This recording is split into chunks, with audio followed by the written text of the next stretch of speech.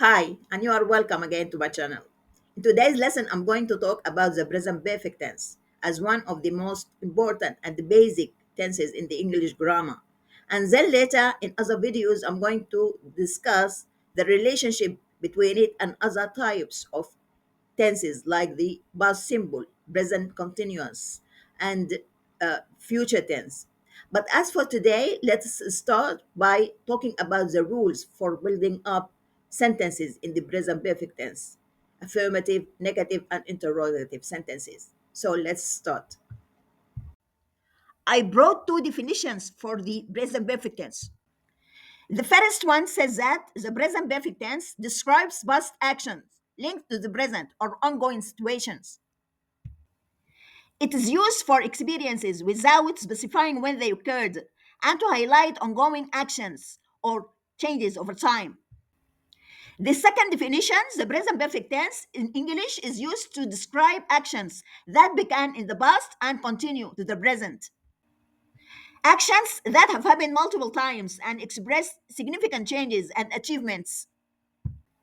It shows the link between the past events and their impact on the present. From the definitions, we can extract five main points. One, the present perfect tense is one of the tenses that used to describe past events. The word present included in the name of this tense indicates a connection to the present, either through continuity or a resulting effect. Three, this tense is one of the most commonly used in English grammar, and it is important to understand it well in order to differentiate it from the other tenses that describe actions occurred in the past. Four, it is regarded as one of the most complicated tenses because there is not always a direct translation for it in the other languages. Five, the present perfect tense cannot be used with specific points in time from the past. In those cases, the past simple tense is used instead. In fact, the present perfect is used with border time ranges or general contexts. To form the present perfect, we need the auxiliary verb have plus the past participle form of the main verb in the sentence, which is also called verb 3. And with the subjective pronouns I, we, you, they, and the plural noun, the auxiliary verb have is used.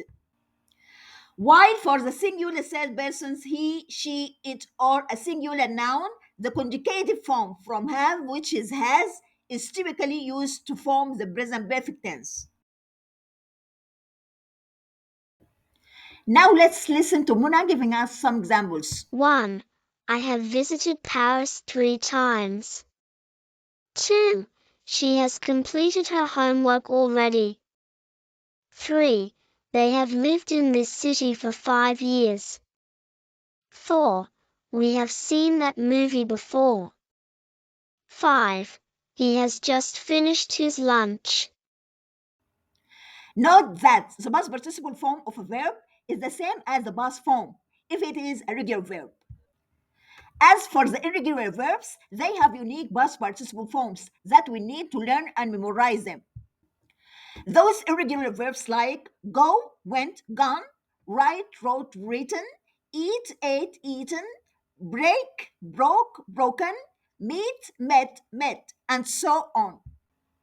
Also notice that only the auxiliary verb should be conjugated to match the subject verb agreement, while the main verb remains unaffected in its past participle form. So, when do we use the present perfect tense? We use it to discuss something that began in the past and continues into the present or has effects on the present. Examples? 1. They have been married for nearly 50 years. 2. She has lived in Khartoum all her life. 3. The professor has taught her for decades. 4. They have played piano since the age of 3. We use the present perfect to discuss our experiences up to now and to express changes over time. Examples? 1. My cousin has grown so much since I saw her 2 years ago. 2. I have seen that film before. 3. I have played the guitar ever since I was a teenager. Also, we use the present perfect to talk about an action that was completed recently. And in those cases, we often use the word just or now. Examples? I shouldn't eat anymore because I have just brushed my teeth. 2. We've finished practice now, so let's go home.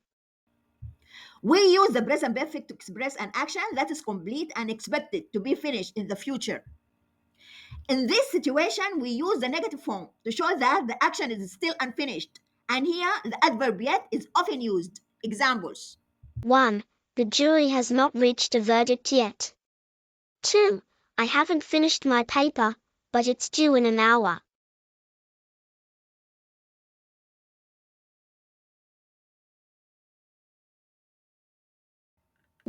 The present perfect is ideal for highlighting major achievements and significant life experiences, or to discuss dramatic or rare events that happened in the past, which make it suitable to describe newsworthy events. Examples? 1. Macbeth has killed the king. 2. I've met the love of my life. 3. I can't get into the house. I've lost my keys. 4. Teresa isn't at home. I think she has gone shopping.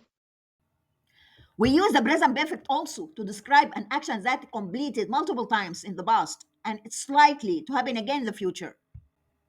Look at this example. I have seen this movie 6 times. Here, because I use the present perfect, it is suggested that I'm going to see it again in the future because I like it and I want to see it again. But when I say I saw this movie 6 times, here I'm trying to explain that I have already seen this movie many times and I don't want to see it again. To build a negative sentence in the present perfect, we place a negative word, not or never, between the auxiliary verb and the past participle. For example, I have not slept well since the exam started. 2. My Sudanese friend has never seen the ocean.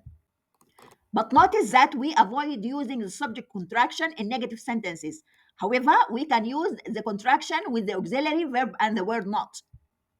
An example, I have not seen the Eiffel Tower is a wrong formation. The correct one is I haven't seen the Eiffel Tower. Note the contraction apostrophe s is used for has or is. It is often clear from the context and the form of the main verb in the sentence which one is meant. Examples, she has gone to the supermarket. Here, the S is for has.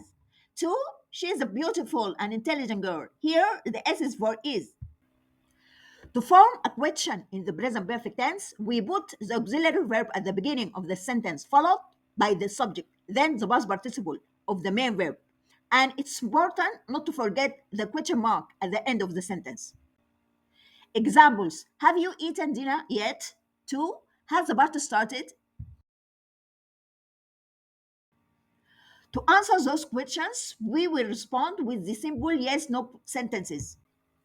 Means yes subject plus have has or no subject plus haven't hasn't. But if a question begins with a WH word, we should reply with a complete sentence. Examples, what have you learned from this experience? 2, where have they gone for verification? Now let's discuss when do we use have been and when to use have gone. We use have been when someone has gone to a place and returned. Examples. Where have you been? I've just been out to the supermarket. Have you ever been to London? No, but I have been to Paris. But when someone has not returned, we use have gone. Examples. Where's Maria? I haven't seen her for weeks. She's gone to Paris for a week. She will be back tomorrow. We often use adverbials with the present perfect. Those may refer to the recent past, like recently, just, only just, or those may include present indicators, like so far, until now, up to now, ever, yet, or refer to a time which is not yet finished, like today, this week, month, year, like now I'm 18. Of course, we don't use the adverbials which refer to a finished past time with the present perfect tense, like yesterday, last week, in 2017, or for example, the phrase when I was young. We will get some examples from Rami. 1. Scientists have discovered a new breed of monkey. 2. We have just got back from our holidays. Have you ever seen a ghost? I have never seen a ghost until now. Have you finished your homework yet? No, so far. I've only done my historic. Have you seen Helen today? 2. We have bought a new car this week. We have just bought a new car last week is the wrong sentence grammatically. Also, when we were children, we have been to London is grammatically wrong. Do you know why?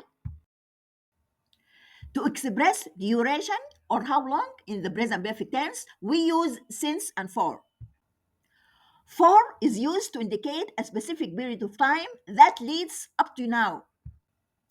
Alternatively, since is used to refer to a specific point of time in the past. We say for a week, for a long time, for 10 minutes, for 1 hour, for 2 days, for 3 years, etc. And we say since Easter, since 10 o'clock, since Friday, since November, since 2013, etc. And here are some examples. 1. I've lived here since 2012. 2. She hasn't been back to Khartoum since 2009. 3.